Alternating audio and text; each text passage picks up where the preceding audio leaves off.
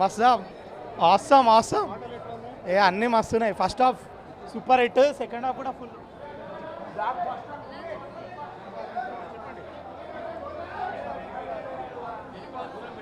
Cinema కథనా super super బాగుందన్న, super. Worth waiting, 6 years worth waiting.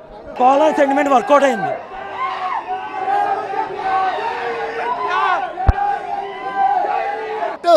ఇంకో హిట్ అన్నాకే ఇది సినిమా అంటే. రాజమౌళి సెంటిమెంట్ బ్రేక్ అయిపోయింది అన్న దీంతో. రాజమౌళి సెంటిమెంట్ బ్రేక్ అయిపోయింది. వేరే ఫస్ట్ హాఫ్ లోనే మొత్తం ఫుల్ మీల్స్ పెట్టేసి సూపర్ ఇచ్చిపాడు ఉంది మూవీ. గ్రాఫిక్స్ అయితే అదిరిపోయినాయి. 500 days 200 centers.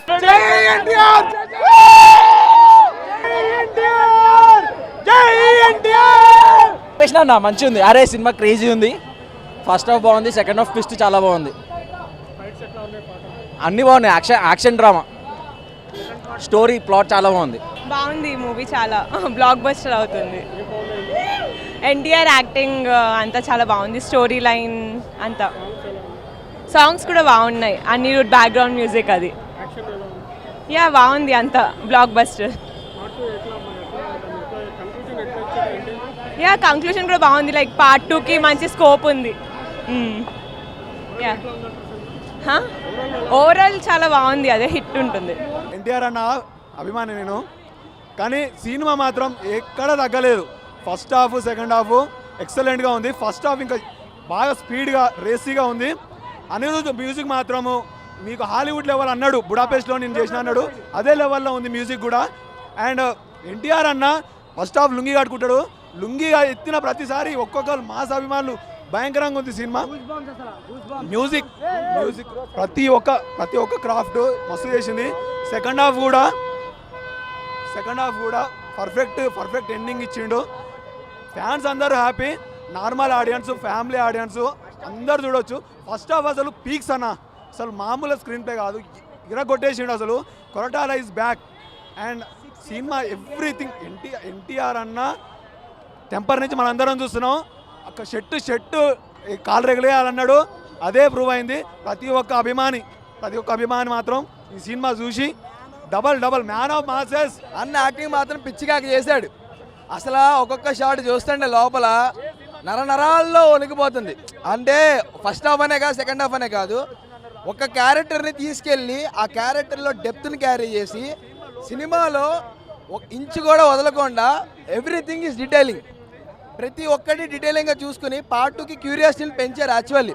అంటే ఇప్పుడు సినిమా ఏమవబోతుంది, పార్ట్ 2లో ఏం చూపించబోతున్నారు. ఎందుకంటే ఫస్ట్ హాఫ్ నుంచి ఇంటర్వెల్ వరకు ఒక ఎత్తు అయితే, ఇంటర్వెల్ నుంచి క్లైమాక్స్ వరకు ఒక ఎత్తు. సో దీన్ని నేను ఇది ఇప్పుడు ఇలా అయిపోతుంది, ఇక్కడ సెలబ్రేషన్ ఇక్కడితో ఆగుదని నేను అనుకోవట్లేదు.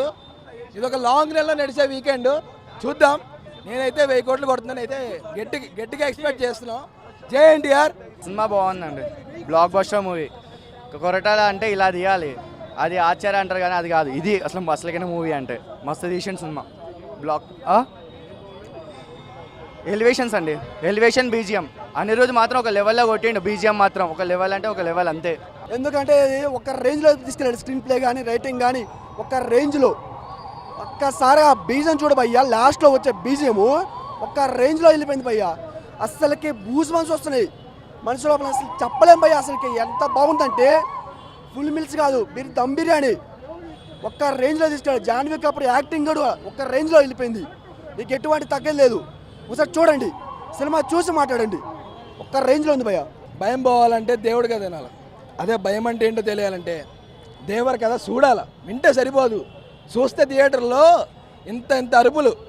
వాడు కాదు, బేసిక్గా కుర్చీలో థియేటర్కి సీట్ కొనుక్కొని డబ్బులు పెట్టుకుని వెళ్తాం సినిమాకి. సో కూర్చుంటాం పర్లేదు, కానీ కూర్చున్నా కూడా సీటులో దాని తర్వాత కూడా మనకు వచ్చే షాట్లు ఏవైతే వస్తాయో మళ్ళీ సీట్లో కూర్చోదు. కొనుక్కున్న డబ్బులు అరే ఏంట్రా బాబు కూర్చుంటాం సీట్లో అనే ఫీలింగ్ కూడా వస్తుంది. ఎందుకంటే కొడాల శివ గారు ఒక షాట్ పెట్టలా, సినిమా అంతా పెట్టారు. సెకండ్ హాఫ్ ఏమో స్టోరీ బిల్డింగ్కి వెళ్తుంది. నేనేమీ రివీల్ చేయట్లేదు, కానీ సినిమా మాత్రం లాస్ట్ 40 minutesలో మీకు ఒక మైండ్ బ్లోయింగ్ ట్విస్ట్ వస్తుంది. అండ్ అనిరుద్ గారు మాత్రం బీజిఎం నెక్స్ట్ లెవెల్ ఇచ్చాడు. దీనిలో ఎటువంటి డౌటు లేదు, అందరూ ఒప్పుకోవాల్సిందే. దీనికి ఎంత నెగిటివిటీ వచ్చిందో నార్త్లో కూడా కొద్దిగా అటు ఇటు తగ్గింది, కానీ బట్ సెకండ్ డే థర్డ్ డేకి మాత్రం ఇది ఎక్కడికో వెళ్తుంది. ఇది ఒక 1000 కోట్ల సినిమా అని నా పర్స్పెక్టివ్లో చెప్తున్నాను. ఇది డెఫినెట్గా ఆడియన్స్ కూడా బాగా నచ్చే సినిమా. ఎక్కడ 1% కూడా ల్యాగ్ ఉండదు సినిమాలో ప్రతిదీ ఒక అంచుగా వెళ్తుంది. అలలే ఎరుపు నీళ్ళే అన్నట్టు అలా అలల్లాగా సినిమా అంతా ఉంటుంది. సినిమాలో ఎటువంటి చెప్తున్నాం కదా, ఎన్టీఆర్ అన్న నట విశ్వరూపం చూపించేశాడు ఆల్రెడీ. ఎన్టీఆర్ అన్న తగిన సినిమా అయితే పడింది. మీకు ఒక్కొక్క షాట్ చూస్తే మీరే విజిల్ చేస్తారు అంతే. సైఫ్ అలీ ఖాన్ గారు బాగా చేశారు యాక్టింగ్. కానీ జూనియర్ ఎన్టీఆర్ అన్న మేము ఎక్స్పెక్ట్ చేసిన దానికంటే ఇంకా బాగా చూపించేసరికి ఆ ఎమోషన్, ఆ భయాన్ని జనాలకి అసలు ఏమవుతుంది ఏం జరుగుతుందని తెలియకుండా కొద్దిగా ఆపి ఆలోచించి మళ్ళీ అక్కడ కూర్చోబెట్టారు. సో లాస్ట్గా 40 minutes వచ్చేసరికి మాకు అసలు ఫ్యూజులు ఎగిరిపోతాయి. ఆ ట్విస్ట్కి మైండ్ పోద్ది.